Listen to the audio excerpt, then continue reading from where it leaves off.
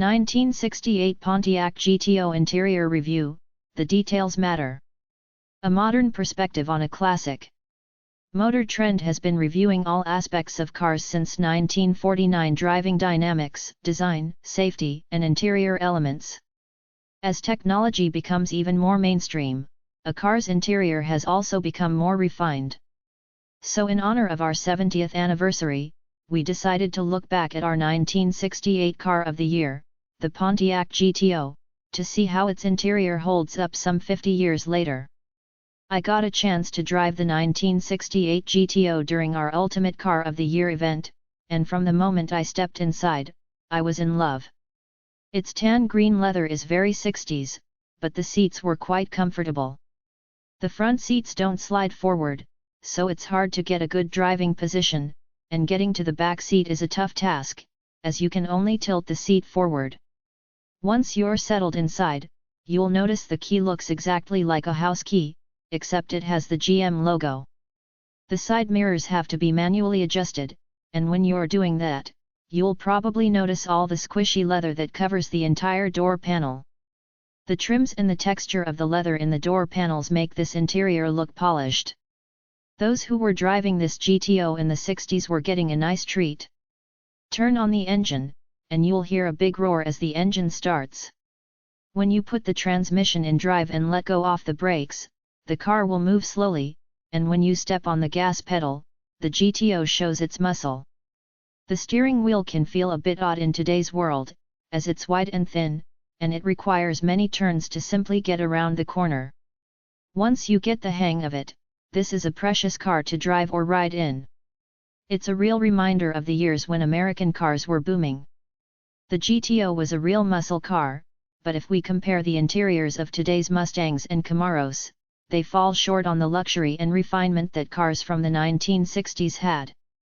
The fine wood on the dash and matching carpet tell us many things that interior designers were thinking back then.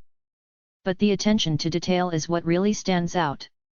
The GTO was clean and modern for the 60s, and those who owned one were probably happy to drive it and to enjoy it. Long before the term applied to angular mid-engine European metal, the term supercar was coined to describe the original 1964 Pontiac GTO. The first GTO was essentially a 325 HP V8 squeezed between the fenders of a Pontiac Lemons. The world-beating performance it offered inspired a generation. Although the original GTO will always be credited with creating the muscle car genre, no car defines the muscle car era better than the 1968 Pontiac GTO, our 1968 car of the year. In retrospect, it's easy to look back at the 68 GTO's win as our editors being swayed by supercar performance over all else, but the truth is that the 1968 GTO's virtues run much deeper than that.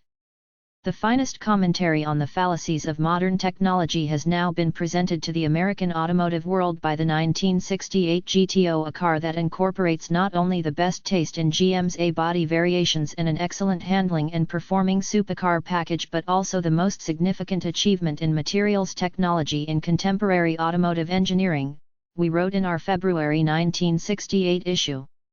The GTO was an engineering marvel for its time.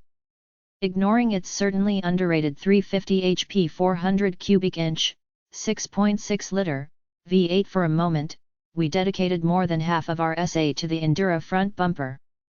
Basically a piece of hard, painted foam resistant to impacts up to 4 miles per hour, the bumper was so durable that we depicted a staffer swinging a hammer at the GTO and featured photos of the car running into a bollard, looking no worse for wear. The Endura bumper allowed Pontiac to revolutionize design, we said, by opening up new possibilities for front bumper shapes and colors not previously possible.